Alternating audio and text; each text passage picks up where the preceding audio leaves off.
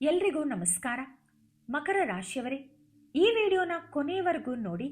ಯಾಕಂದ್ರೆ ನಿಮ್ಮ ಲೈಫ್ಗೆ ಸಂಬಂಧಿಸಿದ ಒಂದು ದೊಡ್ಡ ಎಚ್ಚರಿಕೆ ಇಲ್ಲಿದೆ. ಬರೋಬ್ಬರಿ ಮುಂದಿನ 3 ವಾರಗಳಲ್ಲಿ ನಿಮ್ಮ ಜೀವನದ ದೊಡ್ಡ ರಹಸ್ಯವೊಂದು ಬಯಲಾಗಲಿದೆ. ನಿಮ್ಮ ಸುತ್ತಮುತ್ತ ನಗುನಗುತ್ತಾ ಬೆನ್ನಿಗೆ ಚೂರಿ ಹಾಕೋ ಮುಖವಾಡದ ಮನುಷ್ಯನ ಅಸಲಿ ಬಣ್ಣ ಬಯಲಾಗೋ ಟೈಮ್ ಹತ್ತಿರ ಬಂದಿದೆ.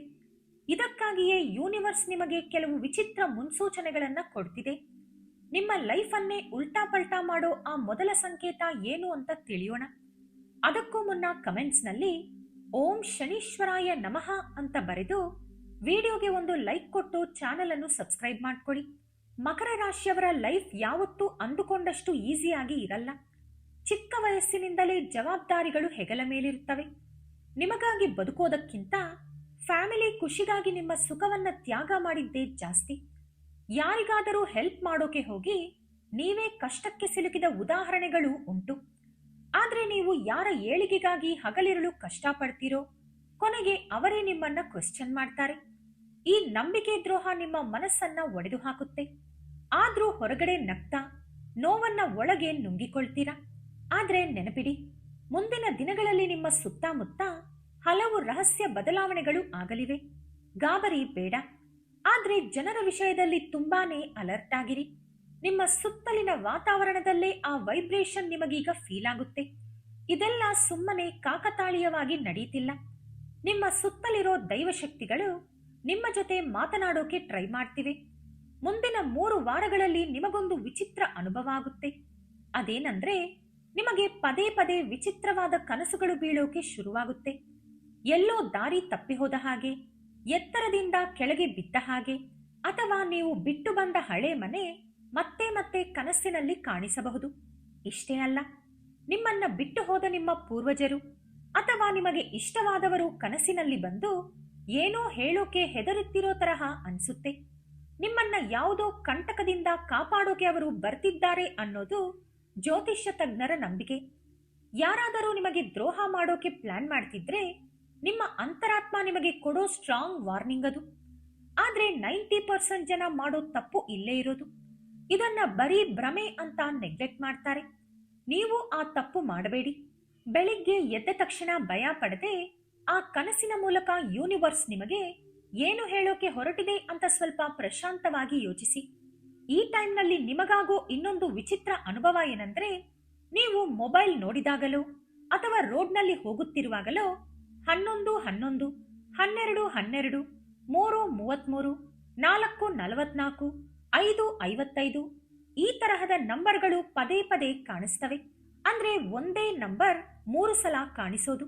ಇದನ್ನೇ ಏಂಜಲ್ ನಂಬರ್ಸ್ ಅಂತ ಕರೀತಾರೆ. ಯೂನಿವರ್ಸ್ ನಿಮ್ಮ ಜೊತೆ ಡೈರೆಕ್ಟ್ ಆಗಿ ಮಾತನಾಡೋಕೆ ಆಗಲ್ಲ. ಅದಕ್ಕೆ ಈ ನಂಬರ್ಗಳ ಮೂಲಕ ನೀವು ಒಂಟಿಯಲ್ಲ, ಒಂದು ಅದೃಶ್ಯ ಶಕ್ತಿ ನಿಮ್ಮನ್ನ ಕಾಪಾಡ್ತಿದೆ ಅಂತ ನಿಮ್ಮಲ್ಲಿ ಧೈರ್ಯ ತುಂಬುತ್ತಿದೆ. ಇನ್ನೊಂದು ಮುಖ್ಯವಾದ ವಿಷಯ, ನಿಮ್ಮ ಅಂತರಾತ್ಮದ ಧ್ವನಿಯನ್ನು ನಿರ್ಲಕ್ಷಿಸಬೇಡಿ. ತುಂಬಾ ದಿನಗಳಿಂದ ಮಾತನಾಡದ ಹಳೆ ಫ್ರೆಂಡ್ಸ್ ಅಥವಾ ಯಾರೋ ಒಬ್ಬರು ಸಡನ್ ಆಗಿ ನೆನಪಿಗೆ ಬರ್ತಾರೆ. ಯಾಕೆ ಗೊತ್ತಾ? ನಿಮ್ಮ ಮನಸ್ಸು ಆ ವ್ಯಕ್ತಿಯ ಬಗ್ಗೆ ನಿಮ್ಮನ್ನ ಅಲರ್ಟ್ ಮಾಡ್ತಿದೆ. ಅವರು ನಿಮ್ಮ ಲೈಫ್ಗೆ ಬಂದು ಒಳ್ಳೆಯದು ಮಾಡ್ತಾರಾ ಅಥವಾ ಮತ್ತೆ ನಿಮ್ಮ ಬೆನ್ನಿಗೆ ಚೂರಿ ಹಾಕ್ತಾರಾ ಅನ್ನೋದನ್ನ ನೀವೇ ಯೋಚಿಸಬೇಕು. ಅಷ್ಟೇ ಅಲ್ಲ, ಮುಂದಿನ ದಿನಗಳಲ್ಲಿ ನಿಮ್ಮ ಮನೆಯಲ್ಲೂ ಕೆಲವು ವಿಚಿತ್ರಗಳು ನಡೆಯಬಹುದು. ಒಬ್ಬರೇ ಇದ್ದಾಗ ಸಣ್ಣ ಸಣ್ಣ ಸೌಂಡ್ ಕೇಳಿಸೋದು, ಪಕ್ಕದಲ್ಲೇ ಯಾರೋ ನಿಂತ ಹಾಗೆ ಅನ್ಸೋದು, ಇಟ್ಟ ವಸ್ತು ಬೇರೆ ಕಡೆ ಸಿಗೋದು ಆಗಬಹುದು. ಆದ್ರೆ ಇದನ್ನ ನೋಡಿ ದಯವಿಟ್ಟು ಭಯ ಪಡಬೇಡಿ. ಇವೇನು ಕೆಟ್ಟ ಶಕುನಗಳಲ್ಲ. ಇವೆಲ್ಲ ನಿಮ್ಮ ಮನೆಯಲ್ಲಿರೋ ಪಾಸಿಟಿವ್ ಎನರ್ಜಿಗಳು ನಿಮ್ಮ ಗಮನ ಸೆಳೆಯೋಕೆ ಮಾಡ್ತಿರೋ ಪ್ರಯತ್ನಗಳಷ್ಟೇ. ನೀವು ಆಧ್ಯಾತ್ಮದ ಕಡೆ ಸ್ವಲ್ಪ ಗಮನ ಕೊಡಬೇಕು ಅನ್ನೋದು ಇದರ ಅರ್ಥ. ಇಷ್ಟೇ ಅಲ್ಲ, ಪ್ರಕೃತಿ ಮತ್ತು ಪ್ರಾಣಿಗಳ ಮೂಲಕವೂ ನಿಮಗೆ ಮುನ್ಸೂಚನೆಗಳು ಸಿಗುತ್ತವೆ. ಮನೆಗೆ ಪದೇ ಪದೇ ಕಾಗೆಗಳು ಬರೋದು ಅಥವಾ ಬೀದಿ ನಾಯಿಗಳು ನಿಮ್ಮನ್ನ ನೋಡಿ ವಿಚಿತ್ರವಾಗಿ ಆಡೋದು ಕೂಡ ಯೂನಿವರ್ಸ್ ಕೊಡ್ತಿರೋ ವಾರ್ನಿಂಗ್ ಅಂತ ಹಳೆ ಜ್ಯೋತಿಷ್ಯ ಗ್ರಂಥಗಳಲ್ಲೇ ಹೇಳಲಾಗಿದೆ. ಮುಖ್ಯವಾಗಿ ನೀವು ದೇವರ ಮುಂದೆ ಪೂಜೆ ಮಾಡುವಾಗ ಈ ಬದಲಾವಣೆಗಳು ಕ್ಲಿಯರ್ ಆಗಿ ಗೊತ್ತಾಗುತ್ತೆ. ಗಾಳಿ ಇಲ್ಲದಿದ್ರೂ ದೀಪದ ಜ್ಯೋತಿ ಜೋರಾಗಿ ಅಲುಗಾಡೋದು ಅಥವಾ ಸಡನ್ ಆಗಿ ದೀಪ ಆರಿ ಹೋಗೋದು ಆಗ್ಬೋದು.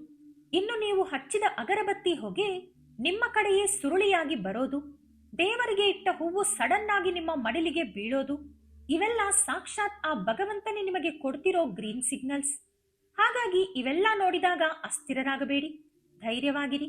ಹಾಗಾಗಿ ಪ್ರಶಾಂತವಾಗಿ ದೇವರ ಮುಂದೆ ಕೂತು ಕಣ್ಣು ಮುಚ್ಚಿಕೊಂಡು, ನನ್ನ ಜೀವನದಲ್ಲಿ ಏನಾಗ್ತಿದೆ ಅಂತಾನೋ, ನನಗೆ ದಾರಿ ತೋರಿಸು ತಂದೆ ಅಂತಾನೋ ಮನಸಾರೆ ಬೇಡಿಕೊಳ್ಳಿ. ಭಗವಂತ ಯಾವತ್ತೂ ತನ್ನ ಮಕ್ಕಳನ್ನ ಕೈಬಿಡಲ್ಲ. ನಿಮ್ಮ ಒಳಗಿನ ಧ್ವನಿಯಾಗಿ ಆತ ಸದಾ ನಿಮ್ಮ ಜೊತೆಯೇ ಇರ್ತಾನೆ. ಈಗ ನಾನು ಹೇಳೋ ವಿಷಯ ನಿಮ್ಮ ಲೈಫನ್ನೇ ಚೇಂಜ್ ಮಾಡೋ ಅತೀ ದೊಡ್ಡ ಸತ್ಯ. ನಿಗಾ ಕೊಟ್ಟು ಕೇಳಿ. ನಿಮ್ಮ ನಂಬಿಕೆಯನ್ನ ಬಂಡವಾಳ ಮಾಡಿಕೊಂಡು ನಿಮಗೆ ದ್ರೋಹ ಮಾಡ್ತಿರೋ ಆ ವ್ಯಕ್ತಿ ಯಾರು? ನೋಡಿ, ಹೊರಗಿರೋ ಶತ್ರು ಕಣ್ಣಿಗೆ ಕಾಣಿಸ್ತಾನೆ, ಅವನಿಂದ ಅಲರ್ಟ್ ಆಗಿರ್ಬೋದು.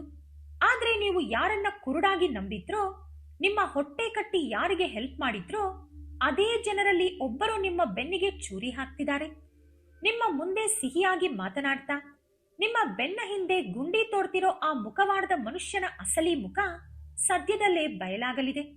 ನಿಮ್ಮ ಮನೆಯ ಗುಟ್ಟುಗಳನ್ನ, ನಿಮ್ಮ ವೀಕ್ನೆಸ್ ಅನ್ನ ತಿಳ್ಕೊಂಡು ನಿಮ್ಮನ್ನ ಸಮಾಜದ ಮುಂದೆ ಅವಮಾನಿಸೋಕೆ ಪ್ಲಾನ್ ಮಾಡ್ತಿರೋ ಆ ನಕಲಿ ವ್ಯಕ್ತಿಯಿಂದ ನಿಮ್ಮನ್ನ ಕಾಪಾಡೋಕೆ ಯೂನಿವರ್ಸ್ ಕೊಡ್ತಿರೋ ವಾರ್ನಿಂಗ್ ಇದು. ಈ ನಕಲಿ ಮನುಷ್ಯರನ್ನ ಗುರುತಿಸೋದು ಹೇಗೆ ಅಂತ ಸ್ವಲ್ಪ ಬಿಡಿಸಿ ಹೇಳ್ತೀನಿ ಕೇಳಿ. ಆವಾಗ ನಿಮಗೆ ಇವರ ಅಸಲಿ ಬಣ್ಣ ಈಸಿಯಾಗಿ ಗೊತ್ತಾಗುತ್ತೆ. ಈ ತರಹದ ಜನ ನಿಮ್ಮ ಹತ್ರ ಬರುವಾಗ ತುಂಬಾ ದೀನವಾಗಿ ಕಣ್ಣೀರು ಹಾಕ್ತಾ ಬರ್ತಾರೆ. ಬೇರೆಯವರ ಕಷ್ಟ ನೋಡಿ ತಕ್ಷಣ ಕರಗಿ ಹೋಗೋದು ನಿಮ್ಮ ವೀಕ್ನೆಸ್ ಅಲ್ವಾ? ಅದಕ್ಕೆ ನೀವು ನಿಮ್ಮ ಸ್ವಾರ್ಥ ನೋಡದೆ ಕೈಲಾದ ಸಹಾಯ ಮಾಡಿ ಅವರ ಕಣ್ಣೀರು ಒರೆಸ್ತೀರಾ. ಆದ್ರೆ ಟ್ವಿಸ್ಟ್ ಇಲ್ಲೇ ಇರೋದು, ಅವರ ಅವಶ್ಯಕತೆ ಮುಗಿದ ಮೇಲೆ ಅಥವಾ ಅವರು ಅಂದುಕೊಂಡ ಜಾಗಕ್ಕೆ ರೀಚ್ ಆದ್ಮೇಲೆ ನಿಮ್ಮನ್ನ ಮನುಷ್ಯ ಅಂತಾನು ಗಣನೆಗೆ ತಗೊಳ್ಳಲ್ಲ. ಅಷ್ಟೇ ಅಲ್ಲ, ಅವರು ನನಗೇನೂ ಮಾಡಿಲ್ಲ, ನಾನೇ ಸ್ವಂತ ಕಷ್ಟದಿಂದ ಮೇಲೆ ಬಂದೆ ಅಂತ ನಿಮ್ಮ ಮುಖದ ಮುಂದೆನೆ ಸುಳ್ಳು ಹೇಳ್ತಾರೆ. ನಿಮ್ಮ ಬೆನ್ನ ಹಿಂದೆ ನಿಮ್ಮ ಬಗ್ಗೆನೇ ಇಲ್ಲಸಲ್ಲದ ಅಪಪ್ರಚಾರ ಮಾಡ್ತಾರೆ. ಈ ನಯವಂಚಕರು ನಿಮ್ಮ ರಿಲೇಟಿವ್ಸ್ ಇರಬಹುದು, ನಿಮ್ಮ ಜೊತೆ ಕೆಲಸ ಮಾಡೋರು ಇರಬಹುದು, ಅಥವಾ ನೀವು ಪ್ರಾಣ ಅಂತ ನಂಬಿರೋ ಫ್ರೆಂಡೇ ಇರಬಹುದು. ಮುಂದಿನ ದಿನಗಳಲ್ಲಿ ನಡೆಯೋ ಒಂದು ಸಣ್ಣ ಇನ್ಸಿಡೆಂಟ್ನಿಂದ ಇವರ ದ್ರೋಹ ನಿಮಗೆ ಸಾಕ್ಷಿ ಸಮೇತ ಗೊತ್ತಾಗುತ್ತೆ. ಆ ಸತ್ಯ ಕೇಳಿ ನೀವೇ ಶಾಕ್ ಆಗ್ತೀರಾ. ಲೈಫ್ನಲ್ಲಿ ಎಲ್ಲದಕ್ಕಿಂತ ದೊಡ್ಡ ನೋವು ಅಂದ್ರೆ ನಮ್ಮವರೇ ನಮಗೆ ದ್ರೋಹ ಮಾಡೋದು. ವರ್ಷಗಳ ಕಾಲ ಜೊತೆಗಿದ್ದ ಫ್ರೆಂಡ್ ನಿಮ್ಮ ಬಗ್ಗೆನೇ ಬೇರೆಯವರ ಹತ್ರ ಹಗುರವಾಗಿ ಮಾತನಾಡೋದು ನಿಮಗೆ ಗೊತ್ತಾಗಬಹುದು. ಅಥವಾ ದಿನ ನಿಮ್ಮ ಮನೆಗೆ ಬಂದು ಊಟ ಮಾಡೋ ನೆಂಟರೇ ನಿಮ್ಮ ಫ್ಯಾಮಿಲಿ ಮ್ಯಾಟರ್ಸ್ ನಲ್ಲಿ ತಲೆ ಹಾಕಿ ಜಗಳ ತಂದಿಡೋಕೆ ಪ್ಲಾನ್ ಮಾಡ್ತಿರೋದು ಬಯಲಾಗಬಹುದು. ಇನ್ನು ಆಫೀಸ್ನಲ್ಲಿ ನಿಮ್ಮ ಜೊತೆ ಚೆನ್ನಾಗಿದ್ದು ನಿಮ್ಮ ಐಡಿಯಾಗಳನ್ನೇ ಕಾಪಿ ಹೊಡೆದು ಬಾಸ್ ಮುಂದೆ ಕ್ರೆಡಿಟ್ ತಗೊಳ್ಳೋ ಕೊಲೀಗ್ ಅಸಲಿ ಎತ್ತು ನಿಮ್ಮ ಕಣ್ಣಿಗೆ ಕಾಣಿಸಬಹುದು. ಅಷ್ಟೇ ಯಾಕೆ, ಯಾರೋ ಫ್ರೆಂಡನ್ನ ನಂಬಿ ಶೂರಿಟಿ ಹಾಕಿದ್ರೆ ಆತ ಕೈ ಕೊಟ್ಟು ಆ ಸಾಲದ ಹೊರೆಯನ್ನ ನಿಮ್ಮ ತಲೆಗೆ ಕಟ್ಟಿ ಎಸ್ಕೇಪ್ ಆಗೋಕೆ ನೋಡ್ತಿರೋದು ನಿಮಗೀಗ ಅರ್ಥ ಆಗುತ್ತೆ. ಇವೆಲ್ಲ ಕೇಳಿದ್ರೆ ಈಗಾಗ್ಲೇ ನಿಮ್ಮ ಲೈಫ್ನಲ್ಲಿ ನಡೆದ ಹಾಗೆ ಅನ್ನಿಸ್ತಿದ್ಯಲ್ವಾ? ಯಾಕಂದ್ರೆ ನೀವು ಒಳ್ಳೆಯ ಮನಸ್ಸಿನಿಂದ ಮಾಡಿದ ಹೆಲ್ಪೇ ಇವತ್ತು ನಿಮಗೊಂದು ಉರುಳಾಗಿದೆ. ನನ್ನವರು ಅಂದುಕೊಂಡವರು ಇಷ್ಟೊಂದು ಕ್ರೂರಿಯಾಗೋಕೆ ಹೇಗೆ ಸಾಧ್ಯ ಅಂತ ನೀವು ರಾತ್ರಿಯೆಲ್ಲ ನಿದ್ದೆ ಇಲ್ಲದೆ ಕೊರಗಿದ್ದೀರಾ. ಅವರ ಅಸಲಿ ಮುಖಾನ ಇಷ್ಟು ದಿನ ಯಾಕೆ ಗುರುತಿಸಲಿಲ್ಲ ಅಂತ ನಿಮ್ಮನ್ನ ನೀವೇ ಬೈದುಕೊಂಡಿದ್ದೀರಾ. ಆದ್ರೆ ನೆನಪಿಡಿ, ಇಲ್ಲೇ ನೀವು ನಿಮ್ಮ ಮನೋಬಲವನ್ನ ತೋರಿಸಬೇಕು. ಯಾವುದೇ ಕಾರಣಕ್ಕೂ ನಿಮ್ಮನ್ನ ನೀವು ಕೀಳಾಗಿ ಕಾಣಬೇಡಿ. ನೀವು ಮೋಸ ಹೋಗಿದ್ದೀರಾ ಅಂದ್ರೆ ಅದಕ್ಕೆ ನಿಮ್ಮ ಅಜ್ಞಾನ ಕಾರಣ ಅಲ್ಲ. ಆ ದ್ರೋಹಿಗಳಿಗಿಂತ ನಿಮ್ಮ ಮನಸ್ಸು ತುಂಬಾನೇ ಸ್ವಚ್ಛವಾಗಿದೆ ಅಂತ ಅರ್ಥ. ನಿಮ್ಮ ಒಳ್ಳೆತನವೇ ಅವರಿಗೆ ಪ್ಲಸ್ ಪಾಯಿಂಟ್ ಆಗಿತ್ತು. ಹಾಗಂತ ಆ ಒಳ್ಳೆತನವನ್ನ ಬಿಟ್ಟುಕೊಡಬೇಡಿ. ಆದ್ರೆ ನಿಮ್ಮ ನಂಬಿಕೆಯನ್ನ ಇನ್ಮುಂದೆ ಯಾರಿಗೂ ಅಷ್ಟು ಈಸಿಯಾಗಿ ಕೊಡಬೇಡಿ. ಇನ್ನೊಂದು ಮುಖ್ಯವಾದ ವಿಷಯ, ಆ ನಕಲಿ ಮನುಷ್ಯರ ಅಸಲಿ ಬಣ್ಣ ಸಾಕ್ಷಿ ಸಮೇತ ನಿಮ್ಮ ಕಣ್ಣ ಮುಂದೆ ಬಂದಾಗ ನೀವೊಂದು ತಪ್ಪನ್ನ ಖಂಡಿತ ಮಾಡಬೇಡಿ. ಅದೇನಂದ್ರೆ, ಕೋಪದಲ್ಲಿ ಸಡನ್ ಆಗಿ ಹೋಗಿ ಅವರ ಜೊತೆ ಜಗಳ ಆಡೋದು ಅಥವಾ ಎಲ್ಲರ ಮುಂದೆ ಅವರನ್ನ ನಿಲ್ಲಿಸಿ ಪ್ರಶ್ನೆ ಮಾಡೋದು. ಯಾಕಂದ್ರೆ ಮಕರ ರಾಶಿಯವರಿಗೆ ಕೋಪ ಬಂದ್ರೆ ಅದು ಪ್ರಳಯದ ತರಹ ಇರುತ್ತೆ ಅನ್ನೋದು ಜ್ಯೋತಿಷ್ಯ ಶಾಸ್ತ್ರಕ್ಕೂ ಗೊತ್ತು. ಆದ್ರೆ ಆ ಕೋಪದಲ್ಲಿ ನೀವು ನಿಮ್ಮ ತಾಳ್ಮೆ ಕಳ್ಕೋಬಾರ್ದು. ಆದ್ರೆ ಆ ಟೈಮ್ನಲ್ಲಿ ನೀವು ತುಂಬಾ ಕೂಲ್ ಆಗಿ ಯೋಚಿಸ್ಬೇಕು. ಪ್ರೂಫ್ ಇಲ್ಲದೆ ಯಾರನ್ನೂ ಬ್ಲೇಮ್ ಮಾಡಬೇಡಿ. ಯಾಕಂದ್ರೆ ನೀವು ಪ್ರಶ್ನೆ ಮಾಡಿದ್ರೆ ಅವರು ತಕ್ಷಣ ಮಾತು ಬದಲಾಯಿಸ್ತಾರೆ. ನಾನು ಅಂತವನಲ್ಲ ಅಥವಾ ಅಂತವಳಲ್ಲ, ನೀನೇ ನನ್ನನ್ನ ತಪ್ಪು ತಿಳಿದಿದ್ದೀಯಾ ಅಂತ ಉಲ್ಟಾ ನಿಮ್ಮ ಮೇಲೇನೆ ಅಟ್ಯಾಕ್ ಮಾಡಿ ಎಲ್ಲರ ಮುಂದೆ ನಿಮ್ಮನ್ನೇ ವಿಲನ್ ಮಾಡ್ತಾರೆ. ಅವರಿಗೆ ಡ್ರಾಮಾ ಮಾಡೋದು ಚೆನ್ನಾಗಿ ಗೊತ್ತು. ಅದಕ್ಕೆ ಅವರ ಅಸಲಿ ಬಣ್ಣ ನಿಮಗೆ ಗೊತ್ತಾಗಿದೆ ಅನ್ನೋ ವಿಷಯ ಅವರಿಗೆ ಕೊನೆಯವರೆಗೂ ತಿಳಿಲೇಬಾರದು. ನೆನಪಿಡಿ, ಮಕರ ರಾಶಿಯ ಅಧಿಪತಿ ಶನಿದೇವ ಬರೀ ನ್ಯಾಯಾಧೀಶ ಮಾತ್ರವಲ್ಲ, ಕರ್ಮಫಲದಾತ ಕೂಡ ಹೌದು. ನಿಮ್ಮ ಲೈಫ್ನಲ್ಲಿರೋ ಕಸವನ್ನ ಕ್ಲೀನ್ ಮಾಡೋಕೆ ಆತ ಈಗ ಡಿಸೈಡ್ ಮಾಡಿದ್ದಾನೆ.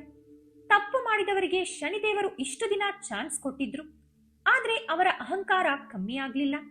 ಅದಕ್ಕೆ ಈಗ ನಿಮ್ಮ ಪಿತೃಗಳ ಆಶೀರ್ವಾದ ಮತ್ತು ದೇವರ ಕೃಪೆಯಿಂದ ಅವರ ಪಾಪದ ಕೊಡ ತುಂಬಿ ತುಳುಕ್ತಿದೆ. ಇವೆಲ್ಲ ನೋಡಿ ಹೆದರಬೇಡಿ. ಇದನ್ನ ಭಗವಂತ ನಿಮಗೆ ಕೊಡ್ತಿರೋ ಗಿಫ್ಟ್ ಅಂದ್ಕೊಳ್ಳಿ.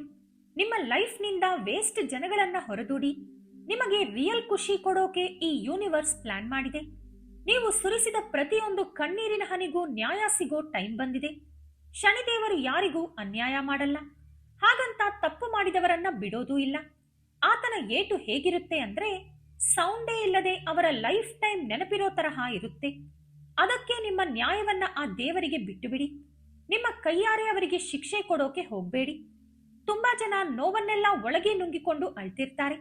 ಆದ್ರೆ ಈ ಕಷ್ಟದ ಟೈಮ್ನಲ್ಲಿ ನೀವು ಮಾಡಬೇಕಾದ ಅತಿ ಮುಖ್ಯವಾದ ಕೆಲಸ ಅಂದ್ರೆ ಮೌನವಾಗಿರೋದು. ಮೌನ ಅನ್ನೋದು ಶತ್ರುವನ್ನು ನಡುಗಿಸೋ ಅಸ್ತ್ರ. ಯಾರು ಯಾವ ಉದ್ದೇಶದಿಂದ ನಿಮ್ಮ ಜೊತೆ ಮಾತನಾಡ್ತಿದ್ದಾರೆ ಅನ್ನೋದನ್ನ ಒಬ್ಬ ಪ್ರೇಕ್ಷಕನ ತರಹ ನಿಂತು ಗಮನಿಸಿ. ನಿಮ್ಮ ಅಂತರಾತ್ಮವೇ ನಿಮಗಿಲ್ಲಿ ಗುರು.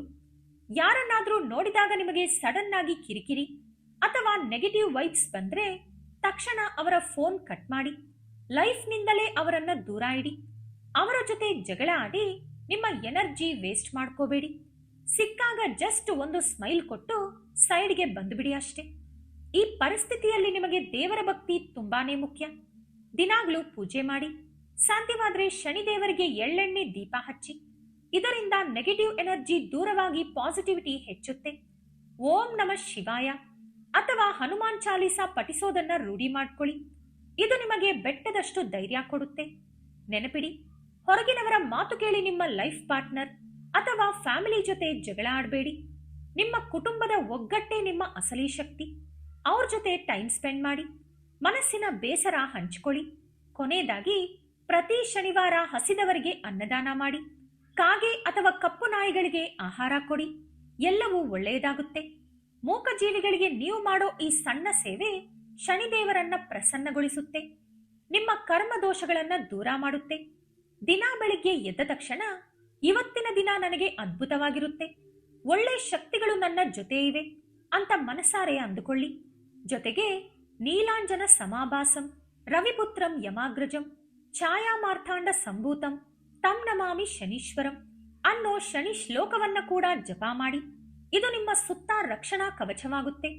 ಬರೋಬ್ಬರಿ ಮುಂದಿನ 3 ವಾರಗಳ ನಂತರ ನಿಮ್ಮ ಲೈಫ್ನಲ್ಲಿ ಹೊಸ ಅಧ್ಯಾಯ ಶುರುವಾಗಲಿದೆ.